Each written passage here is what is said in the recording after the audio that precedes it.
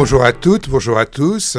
Bonjour Hamid, notre metteur en ondes. Bonjour Chantal. Bonjour André. Pour ce nouveau numéro de Jeux de scène, l'émission de Radio Soleil consacrée à l'actualité du spectacle vivant en général et du théâtre en particulier. Alors à l'affiche aujourd'hui, Chantal. Un spectacle de circassien, Sono Yo, c'est une conception, une interprétation et une mise en scène de Dani Ronaldo et Pépine Ronaldo que j'ai vu au théâtre du Rond-Point.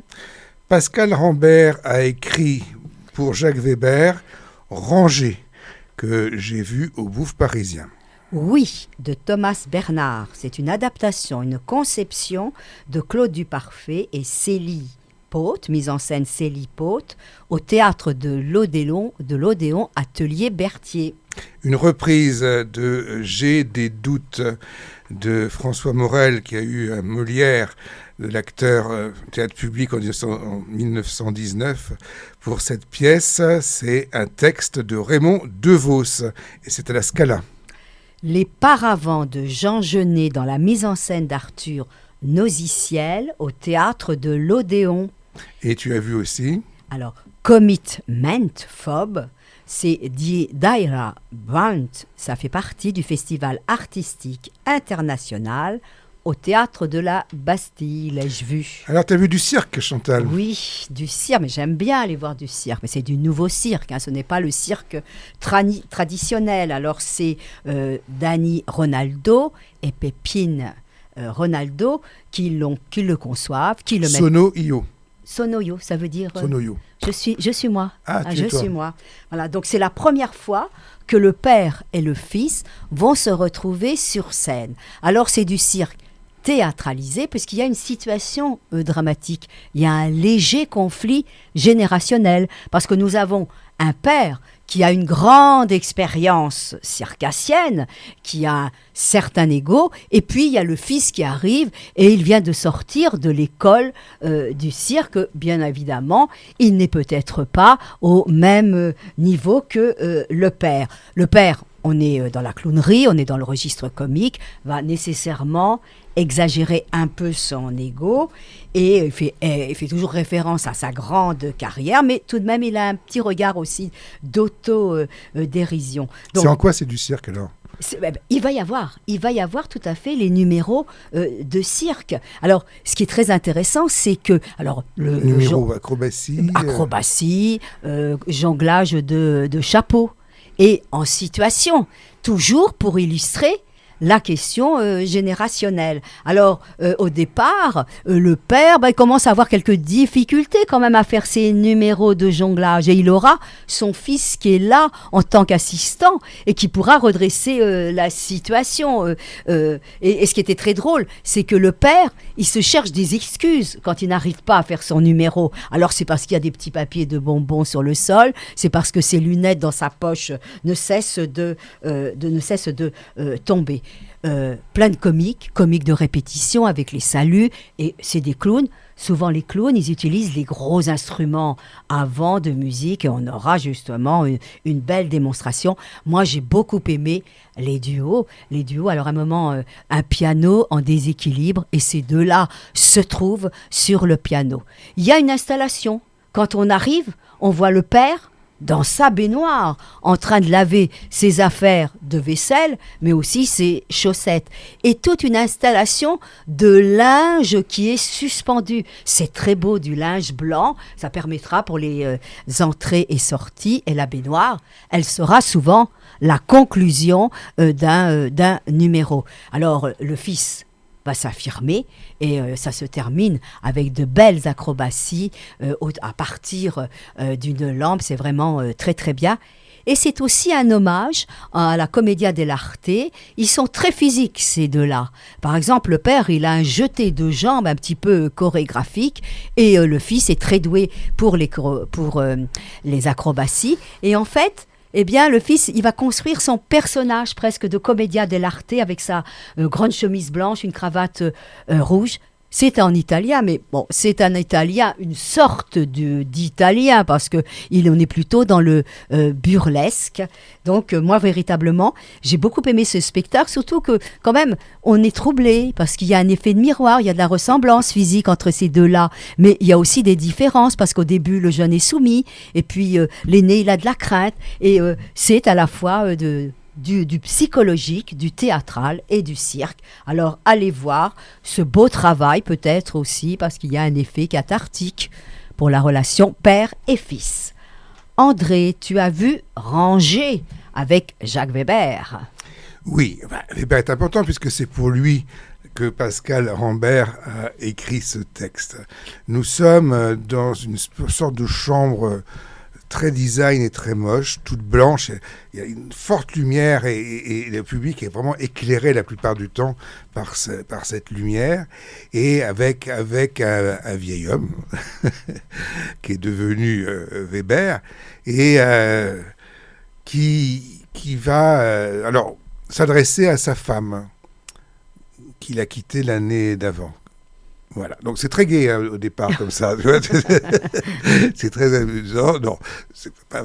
Et donc, au fond, on va comprendre petit à petit qu'il range. Il range dans sa tête et il range un peu dans ses affaires pour quitter les choses. Et donc, mais il fait un peu le bilan comme ça. C'est une génération.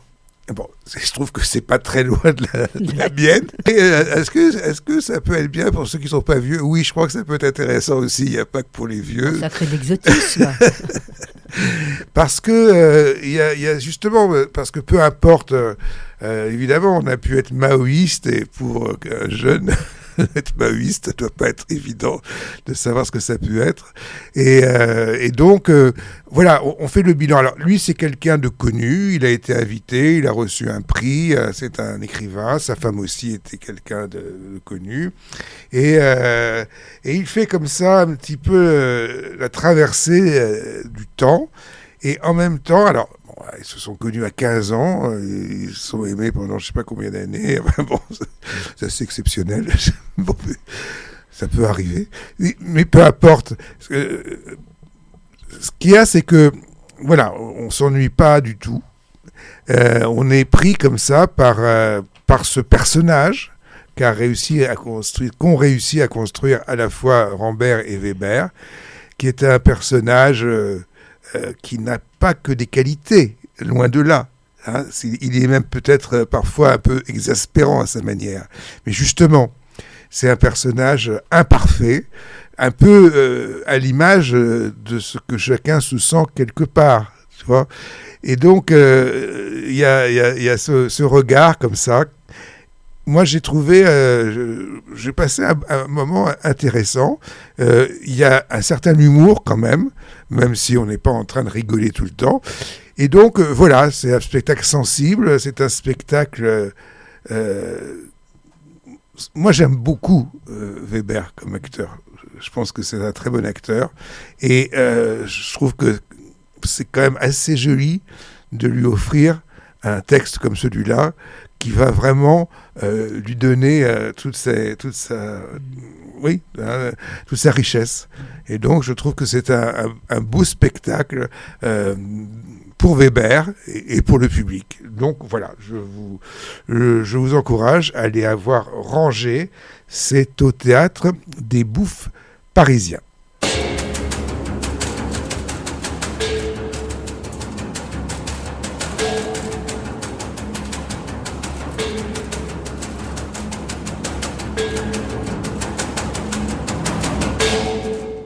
Chantal, tu nous parles de Oui. De Thomas, oui, Thomas Bernhard. C'est un roman, c'est une adaptation. Ah, je ne connais pas, j'ai pas lu. Moi non plus, je ne le connaissais pas, mais je l'ai découvert. C'est ça l'intérêt aussi du théâtre. Enfin, moi, je sors toujours assez secouée quand je vois des textes, quand j'écoute et quand je vois mis en scène des textes de Thomas Bernhard. Hein, parce que pour moi, c'est assez dur et violent. Alors, il n'y a pas de virgule. Hein. Non, je plaisante. Et donc là, c'est l'histoire, un narrateur qui va se raconter. Alors, c'est bien parce que Claude Duparfait et Célie Paute ont resserré l'histoire autour du narrateur et avec une femme, la personne qu'il va rencontrer. Ça raconte quoi? Eh ben, ça raconte justement ce que je vais dire. Ça va raconter cette belle relation entre le narrateur et la personne. Alors le narrateur, c'est un misanthrope, c'est quelqu'un qui est dans la solitude, c'est quelqu'un qui fait des recherches sur les anticorps dans la nature. Et là, il va s'enfermer sur lui-même et puis quand même chez son ami Moritz, il va être pris dans une sorte de traquenard et là, il rencontre cette femme aussi, la personne qui naturellement subit peut-être des regards malveillants, qui sera une femme abandonnée. On n'entendra parler qu'indirectement de son compagnon qu'il a laissé tomber. Donc c'est une rencontre entre deux personnages, mais c'est une rencontre un peu paradoxale, il y a une part de tragédie, je ne dirais pas quoi, dans cette rencontre, mais elle va avoir un effet positif, parce qu'elle va le ramener du côté de l'existence. Scénographiquement, c'est Claude Duparfait, qui est seul en scène, mais c'est un grand de grand, Claude Duparfait. Alors je dirais simplement au niveau de sa prestation, alors il a une syntaxe par à-coup, il a une respiration saccadée, il est très physique, il est constamment en tension, il est tout seul. Mais il va y avoir une scénographie visuelle, qui est magnifique, parce que Claude Duparfait, en tant que narrateur, il a été filmé avec la personne. Et on les voit sur l'écran. Et on les voit se promener dans la forêt de Mélèze. C'est d'abord... Ensuite, on entend le bruit des feuilles. Ensuite, on entend le bruit des paroles. Parfois, il y aura le dialogue de Claude Duparfait, le narrateur, avec cette jeune femme. Parfois pas. La salle est éclairée lorsque c'est lui qui parle. Et puis, on est dans l'obscurité, comme au cinéma. Et puis, il établit un contact, Claude Duparfait, à un moment donné, avec les spectateurs. Alors, il est passionné narrateur de Schumann et de Schopenhauer. Il sort de ses poches un ouvrage qu'il prête à un des spectateurs. Alors, bon, moi, j'ai été véritablement troublée. J'ai trouvé que c'était très beau parce que j'ai l'impression d'avoir pénétré dans la forêt des secrets du personnage. Donc, c'est vraiment un grand spectacle, mais c'est bien comme ça de rencontrer des comédiens qui peuvent tenir la salle et la scène. Et la vidéo, elle est justifiée, puisqu'on n'est que dans le point de vue subjectif. Il se raconte, donc il n'était pas nécessaire que l'autre personnage soit sur scène. Donc c'est, oui, du théâtre de l'Odéon que j'ai vu aux ateliers Berthier. J'ai des doutes, c'est... Ah oui, j'ai des doutes. C'est moi qui dois parler de cela. Mais oui, mais tu comprends, j'ai des doutes, c'est De Vos. Alors forcément, c'est pas évident. J'avais des doutes sur J'ai des doutes. Bon, je suis allé voir ça, cette pièce de François Morel. C'est donc...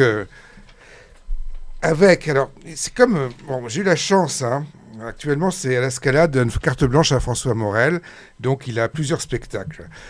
Et moi, j'ai choisi de voir J'ai des doutes jusqu'au 23 juin. C'est un spectacle qui lui a valu le Molière en 2019. Et il est pas tout seul, c'est un spectacle comme d'ailleurs... De Vos n'était jamais tout seul sur scène. Il était toujours avec un pianiste. Il en a eu 2 dans sa carrière. Mais un pianiste qui ne se contentait pas de jouer du piano. Et De Vos, d'ailleurs, était, comme François Morel, un musicien qui était capable de jouer toutes sortes d'instruments. C'est vrai que bon, j'ai eu la chance de voir De Vos dans les années 80 et je pense que j'ai encore plus apprécié le spectacle, comme j'aurais pu le détester d'ailleurs, mais que j'ai encore plus apprécié parce que j'ai trouvé que c'était un bel hommage à De Vos. D'abord, François Morel est un très bon acteur et donc il joue très très bien des textes de Vos, et il faut savoir quand même que De Vos, c'est un auteur. C'est un auteur, c'est-à-dire que c'est pas parce qu'il n'y a pas de Vos qu'on peut pas jouer de Vos.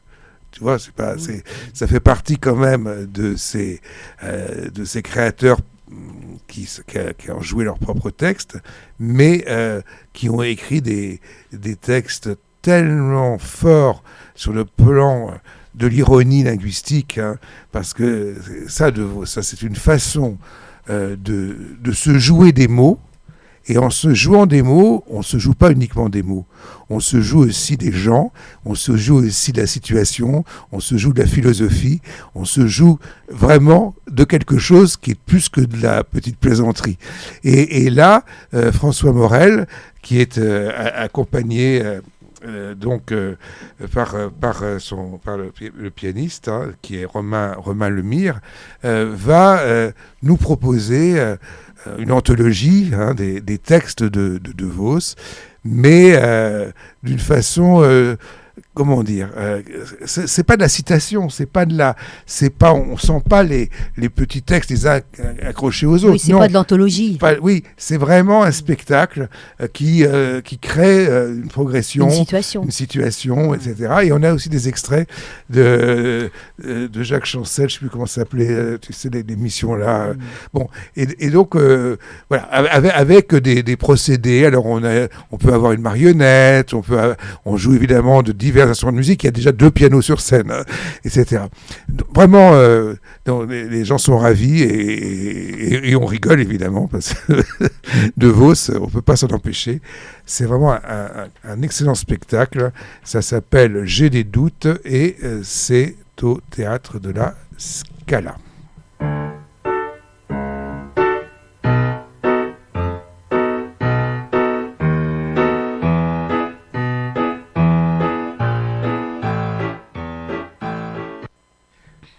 Nous avons vu tous les deux un long spectacle en tout cas, puisqu'il dure 4 heures, qui s'appelle, officiellement c'est les Paravents de Jean Genet, mise en scène d'Arthur Nosiciel, que nous avons vu au théâtre où a été créé Les Paravents de Genet en 1966. Le spectacle a été écrit en 1958, hein, et c'est un spectacle qui a provoqué un scandale. Les paras sont venus dans la salle, ils ont molesté des acteurs, on a dû fermer le rideau, etc. Je me souviens, moi j'étais un peu jeune à l'époque, mais mes parents m'en ont parlé. Il y avait les policiers tous les soirs qui étaient autour du théâtre de l'Odéon pour filtrer les spectateurs. Bon, c'était pas à rien. Et ça peut peut-être se comprendre, Chantal. Oui, parce qu'il faut quand même qu'on dise à nos auditeurs que c'est le contexte de la guerre d'Algérie. Mais en fait, on a tout Jean Genet. Alors, ce n'est pas la totalité. Il y a 8 heures. Il y a 8 heures de texte, mais je pense que quand Roger Blin l'a mis en scène, du temps où le théâtre était à Jean-Louis Barrault et à Madeleine Renaud, je pense que ça ne durait pas 8 heures non plus. Donc, tous les protagonistes sont là. Les colons, les propriétaires, les représentants du pouvoir économique, du pouvoir militaire, les colonisés, les Arabes, la population agricole, ils sont représentés. Mais dans ce spectacle-là de Arthur Nosiciel, tout est stylisé, tout est ritualisé et il n'y a pas d'approche naturaliste. Il y aura peut-être une référence historique un petit peu plus explicite dans la deuxième partie, quand seront lues des lettres d'un témoin qui a été médecin à Tlemcen pendant la guerre d'Algérie. On suit une histoire tout de même. On suit l'histoire de 3 protagonistes. De Saïd, le vagabond, le voleur, de sa femme. De sa femme qui est donnée comme l'aide. C'est la raison pour laquelle Arthur Nosiciel lui a demandé de porter un costume. S'ajoute à cela, la mère de Saïd. Et puis ensuite, on va avoir toute une série de tableaux qui se déroulent dans la scénographie sur un grand escalier blanc. Des gradins. Oui, des gradins. Moi, je l'ai vu avec des marches. L'escalier, c'est-à-dire que ça prend toute la scène. Ça prend toute la scène, oui, mais avec des marches inégales. Et ça sera fort bien utilisé. Les marches sont égales, mais il y a 2 paliers. Bon, peut-être. En tout cas, c'est blanc, mais parfois, ça devient violet. Parfois, ça peut se colorier de manière bleue. On peut se demander ce que ça représente. Oui, et puis il y a des cadres qui peuvent se poser sur... Et moi, j'ai trouvé que c'était intelligemment utilisé, parce que j'ai eu le sentiment qu'Arthur Nosiciel avait bien ressenti l'aspect poétique du texte. Et donc, les dominants, les colons, souvent, ils arrivent par le haut. Ils sont en haut de l'escalier, des gradins, comme tu veux. Et puis, on verra les 3 pauvres Arabes. Eh bien, ils sont là, à l'avant-scène, complètement courbés. Qu'est-ce que c'est que ces gradins? Est-ce que c'est un mausolée? Peut-être que la fin nous donnera une signification. Est-ce que c'est... Il y a un côté aussi casino, il y a un côté mascarade. Mais ce qui était beau, c'est que tous les personnages qui sont représentés, moi je les ai bien vus, eh bien ils prennent des positions particulières sur ces gradins. Bon, je crois qu'André, je vais te laisser la parole parce que tu as peut-être une petite réserve. Moi, je pensais voir les paravents de Jean Genet, mais j'ai vu les gradins de Nosiciel. Pourquoi je dis ça? C'est pas pour ça que je parlais du spectacle, parce que, mais peut-être que ça va ensemble, je ne sais pas. Si Jean Genet a appelé son spectacle les paravents, c'est pas parce qu'il parle de paravents, c'est parce qu'il invente une scénographie extrêmement originale à son époque, à savoir qu'il veut pouvoir mettre sur la scène des lieux différents, une vingtaine de lieux différents, pour que ces 100 personnages puissent se faire comprendre à des lieux différents. Donc, j'ai vu ce spectacle qui dure 4 heures, d'abord les 2h30 du premier acte, avant l'entracte, oui, et puis l'1h30 du deuxième acte. J'ai détesté, pas détesté, mais j'étais un peu révolté par le début, parce que je trouvais que ces gradins ne permettaient pas d'isoler les situations suffisamment, étaient vraiment, comment dire, ça s'appelle des paravents parce qu'il y a des paravents, et puis il n'y a plus de paravents. Maintenant, c'est des gradins. Bon, je veux bien, mais j'ai trouvé que ça devenait confus du coup. J'avais du mal à comprendre chaque situation.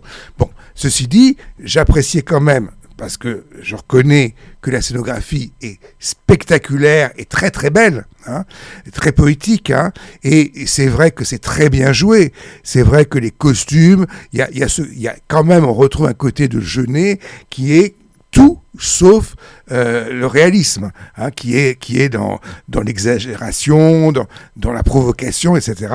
Et ça, on le retrouvait. Et puis, j'ai vu la deuxième partie, et je trouve que, déjà, ces lettres d'Algérie par Charles Nosiciel, je crois que c'est son cousin, qu'il lit lui-même, ça apporte quelque chose d'important qui va permettre de retrouver la cohérence de tous ces différents personnages et la situation de la guerre d'Algérie qui, pour les jeunes d'aujourd'hui, n'a plus grand-chose à voir avec ce qu'ils connaissent.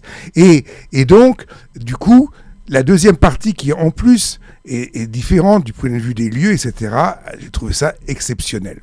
Donc, c'est un grand spectacle. C'est un grand spectacle. C'est peut-être pas les paravents de Genet, c'est peut-être les gradins de Nosiciel, mais je crois, finalement, que Genet aurait bien aimé les gradins de Nosiciel. Pourquoi ? Parce qu'il y a une grande théâtralisation. Parce qu'il y a de l'artifice là-dedans. Et moi, les personnages, je les ai extrêmement bien perçus. Alors, par exemple, un propriétaire, Monsieur Ronald, avec son costume gris, avec son gros ventre, il est en haut du gradin, on a l'impression qu'il va basculer.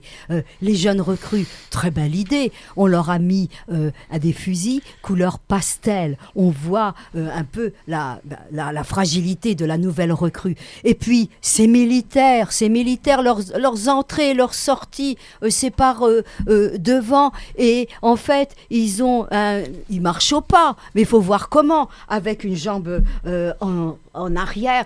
Et puis je trouve que ça va vraiment au-delà du contexte, parce que au niveau de la fin. C'est peut-être un cheminement vers une réflexion philosophique sur le destin de l'homme. Et on va voir ces morts qui sont tous, qu'ils soient du côté français ou du côté arabe, qui sont sur ces gradins. Et à la fin, moi j'étais tellement dans le spectacle que j'avais envie, par exemple, que Saïd et sa femme, qui représentent quand même la révolte, j'avais envie qu'ils n'aient pas à grimper ce gradin. J'avais envie qu'ils se donnent la main. Et on pourrait dire, au niveau scénographique, tout est beau. Le moment des prostituées, elles sont en doré et il y en a une qui prend la pose de la petite danseuse de gars. Non, moi je trouve que l'écriture métaphorique, très lyrique de Genet est fort bien servie par un regard de stylisation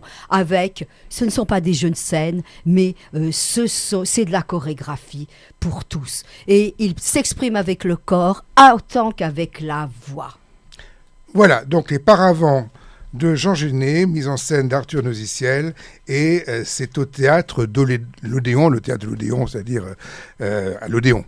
Chantal, tu termines par Commitment Phobe de Ira Brand, Festival artistique international, théâtre de la Bastille. Et ce festival international artistique s'appelle Paris Globe. Ce sont 7 théâtres qui se sont associés pour permettre à des artistes internationaux des différents continents de proposer leur œuvre, leur performance. On aurait pu aller voir, mais ça ne durait que quelques jours, Jogging pour Radio Soleil, parce que ça venait du Liban. Moi, j'ai assisté à une performance. Tu as donné le titre. Est-ce que tu veux bien nous le répéter? Commitment Phobe, c'est-à-dire la peur la peur de l'engagement. De la peur de l'engagement. Bien, donc c'est une performance sur la nécessité du doute et de l'échec. Et c'est un projet artistique de Ira Brand. Elles sont 2 sur scène, Irina Brand et Tiana Hemlock Jensen. J'avoue qu'au début, je me suis ennuyée. Je me suis demandé ce que je faisais là. J'ai trouvé le début extrêmement difficile. Pourquoi? Parce que des coulisses, elles vont apporter toutes sortes de matériaux qu'elles vont aligner sur la scène. Bon, il faut qu'elles soient un peu physiques, parce qu'on va avoir des pneus, il y a du matelas, etc. Je ne vais pas citer tout ce qu'elles font. Ensuite, elles fabriquent, elles construisent une installation. Alors, on a vu une structure mécanique d'où pendent des fils et des crochets. Donc, on comprend assez vite qu'elles vont créer peut-être quelque chose qui est fondé sur un enchaînement de mécanismes.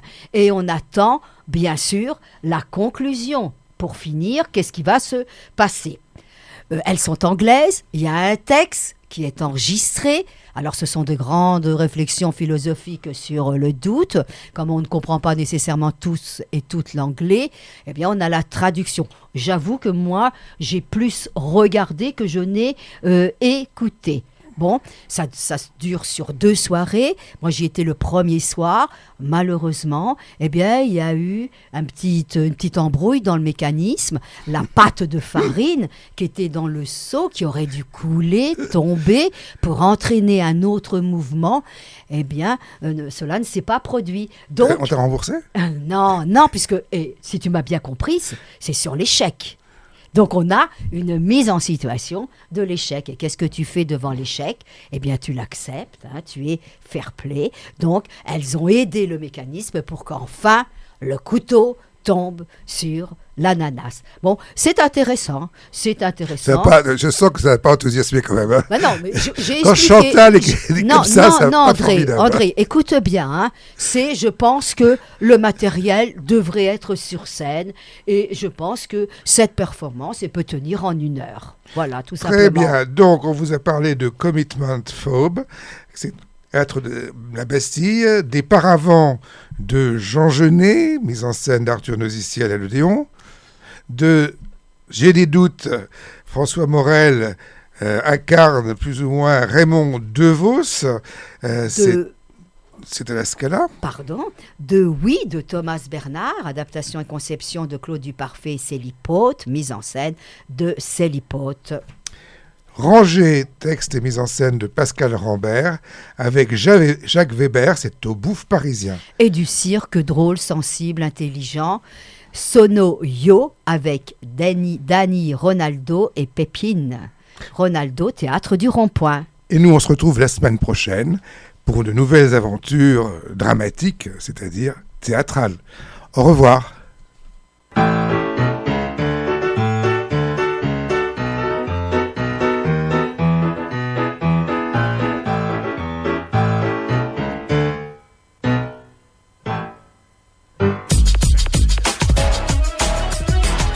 Radio Soleil sur Internet, c'est au www.radio-soleil.com.